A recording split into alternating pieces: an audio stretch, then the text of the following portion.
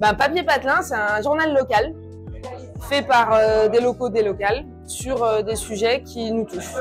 Et Papier Patelin, c'est né à une soirée, j'étais avec mon ami Yanis, et on s'est dit « Ah, mais ça serait hyper bien de faire un atelier d'écriture ». Et après, on s'est revus pour voir dans quelle mesure on pourrait monter cet atelier d'écriture. Et en fait, en discutant, on s'est dit « En fait, on va pas du tout faire ça, on va faire une gazette locale ». Le local, c'est le budget.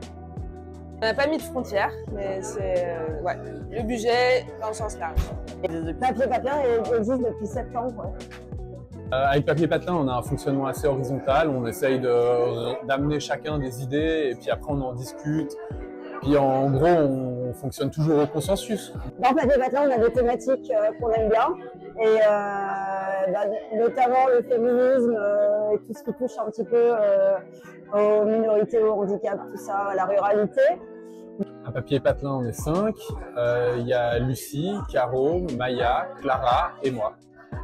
Et après, voilà, chacun amène son truc et il y a des gens de l'extérieur qui nous suggèrent des choses aussi et qu'on peut intégrer si ça cadre avec ce qu'on a prévu de sortir ou pas.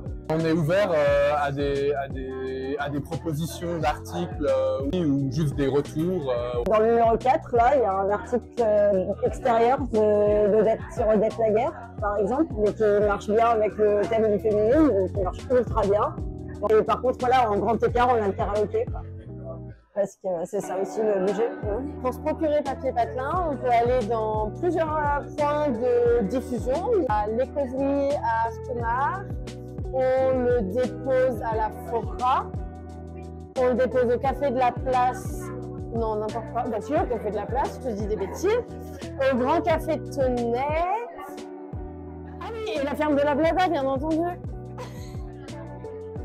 Pour les personnes qui ne sont pas du budget mais qui veulent quand même se procurer Papier Patelin, pour papierpatelin@prontomail.com.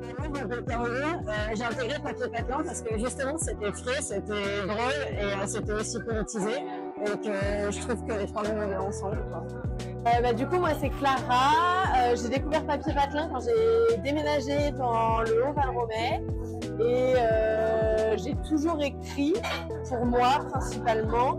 Mais du coup, quand j'ai vu cette gazette locale et que j'ai trouvé hyper drôle, hyper engagée, et je me suis dit que j'avais envie de rejoindre l'aventure. Moi, c'est Maya, j'ai rejoint Papier Patelin il y a 2 numéros.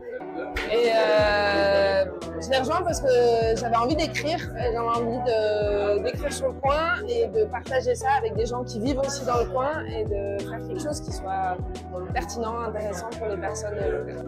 Je m'appelle Lucie et j'ai voulu faire Papier Patelin parce que je pense que c'est important de faire une gazette locale indépendante et aussi pour faire les courriers du cœur.